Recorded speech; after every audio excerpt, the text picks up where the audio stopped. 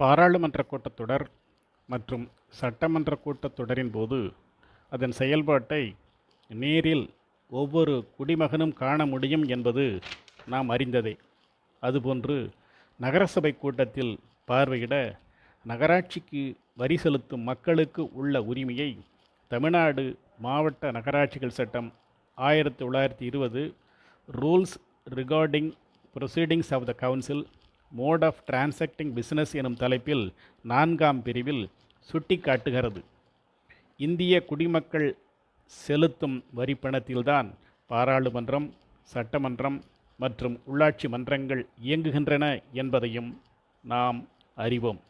நகர மக்களின் வரிப்பணத்தில்தான் நகராட்சி நிர்வாகம் நடைபெறுகிறது.